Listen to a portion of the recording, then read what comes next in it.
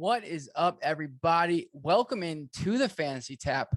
My name is Michael, and this is my season-long zero running back draft strategy season series. I said it's season, said it too much.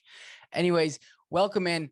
What this is I have drafted a team using the zero running back strategy at the beginning of the year, and I am documenting every week up until the end, up until hopefully I win the championship, just to show you guys what my strategy is, how you can effectively use the zero running back strategy, and really at the end of the day, if it works. So far, it's been working. So let's jump into it.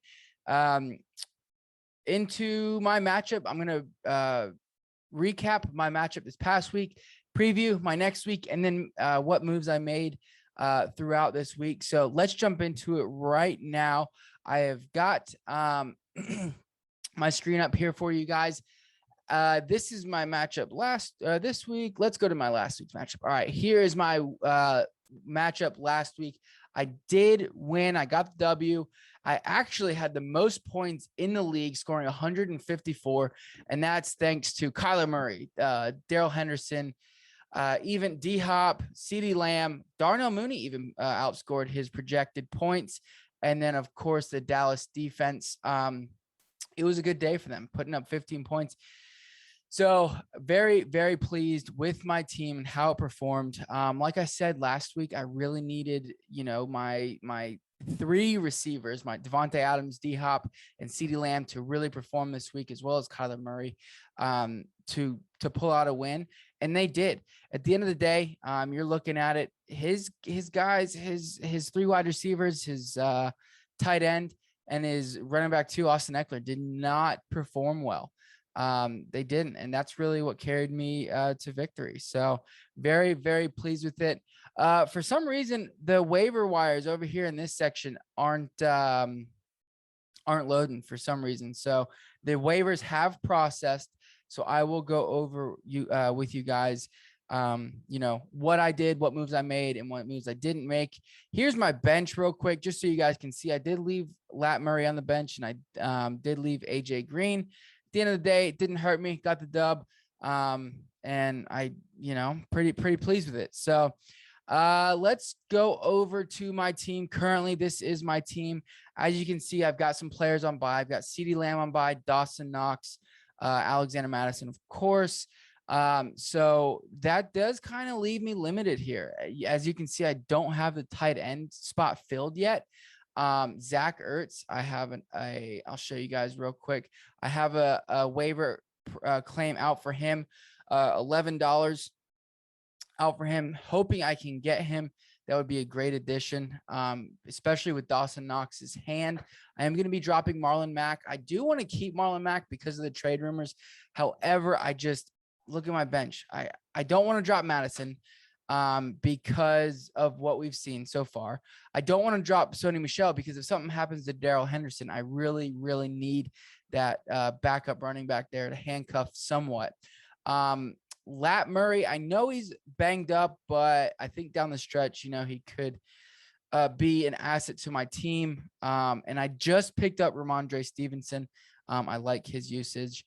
And I don't really want to drop Dawson Knox. They're saying that hand could be, he does have a broken bone in his hand, but it may not be, he may not be out long. They obviously have a bye this week.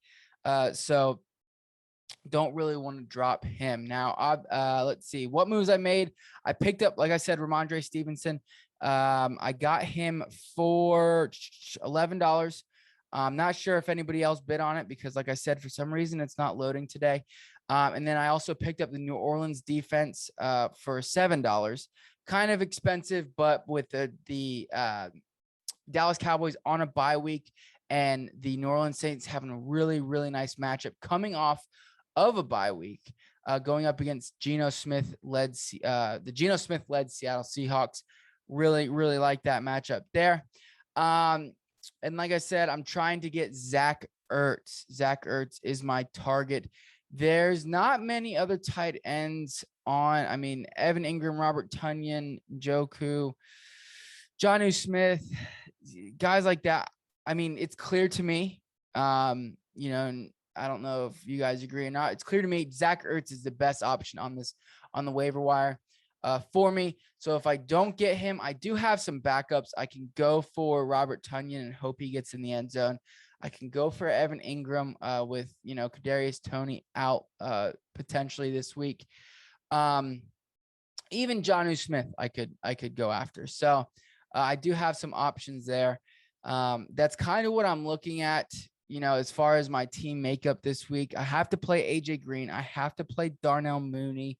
I'm not going to play Ramondre Stevenson over Darnell Mooney. This is really where the question comes into place. Do I want to start Ramondre Stevenson or Latavius Murray over Jamal Williams? Right now, I know Jamal Williams' usage went down this past week. It was his lowest carry count of the year. I'm hoping against these LA Rams, they're going to have to pass the ball a lot. And that's where I'm hoping Jamal Williams can get involved. I know DeAndre Swift is obviously, the lead back there. But I'm hoping he can get involved. As of right now, depending upon Latavius Murray's, availability this week, if Latavius Murray is available going up against Cincinnati, I might play him, but I kind of want to wait and see what happens there. And as far as Ramondre Stevenson, he had a better week because he got in the end zone. But this is what worries me right here. This 5 right here, 5 rushing attempts, which is lower than the previous week. But he does have a nice matchup, a decent matchup going up against the Jets. He's kind of a long-term hold if something happens to Damian Harris, so I don't think I'll be playing him this week. So in reality, it's between Latavius Murray and Jamal Williams, and I believe as of right now, I'm sticking with Jamal. But if Latavius Murray is available and he's not limited on a snap count or anything like that, I will more than likely throw him in there. Let's look at who else is available. Not much. Brandon Bolden, Juszczyk, David Johnson, Ronald Jones, meh. Lev Bell, but he just got in the end zone. This name kind of intrigues me. Jarrett Patterson a little bit, but I don't want to drop anybody I have at the end of the day. As far as wide receivers available, Sammy Watkins is available, which is interesting. And Russell Gage, I really need to solidify, as well as Curtis Samuel. I really need to solidify. I really need to solidify that that flex option for me. So I'm not making any moves right now. I could pick up Russell Gage. I like his matchup this week, and kind of down the stretch. So I may make a play for him. I might pick him up because I don't have to pay anything for him right now. But as of right now, I'm pretty content with what my team is. Darnell Mooney is the clear number one on that team. As far as targets go, past 3 weeks, he's gotten over 30% of the target share there. And him and Justin Fields have somewhat comfortability. Tampa Bay is not the best team as far as secondary goes. So kind of feel comfortable there. And then, of course, AJ Green has a nice matchup against Houston. So I'm more than likely going to stick with it the way it is. It's really going to hurt when Kyler Murray and DeAndre Hopkins are on bye. That's going to be a rough week. I'm really hoping I can pull out the matchup. I'm going against the leader in the league. He is currently first. I am third, I believe. We'll look at the league standings here in a bit, but this is my matchup here. I've got a 48. Sleeper says I have a 48% chance to win, 112 to 113. I also don't have anybody there in the tight end spot, but he does have Zeke there with the bye week. So it's going to be interesting to see what he does there. He's got Kareem Hunt, Rashad Penny, Marquez Callaway. So he doesn't have another running back to play as of now. So it's pretty interesting. I really wish I could see who went after who, because that could kind of gauge, what he's thinking. If he'd put a bid in for Dearness Johnson or something like that, that could have, tell me kind of the route he's going, and maybe I could potentially block him from picking somebody up if I wanted to drop like Dawson Knox or somebody. But like I said, I don't really want to do that. So let's look at the league standings real quick. Here we go. Like I said, he is first. I am third. I've got the third most points here. 743 in the league. He has 861 this year so far. So very solid. We've got 1, 2, 3, 4, 5 teams at 4-2. I'm dumb. I could have just looked right there. 5 teams at 4-2, and then 3 at 4-3, 3 at 2-4, and 1 at 1-5. So it's really anybody, could jump into that first place this week, especially with myself and this Ezekiel 7-8 playing this week. That's gonna knock one of us down, and I will still be in unless, depending upon what this happens to Cup Check, because he does have 792 points. So I am fourth, in points. But depending on what happens there, I mean, in his game, I guess realistically, one of us could bounce out potentially. So of the top 6, hoping I get the win this week. It's going to be an interesting week, and I really, really need to scrape by. I need to scrape a win together this week. Like I said, here's the matchup. It's looking bleak. It's looking bleak. Good thing is, though, he does have Zeke on a bye, which tremendously helps me.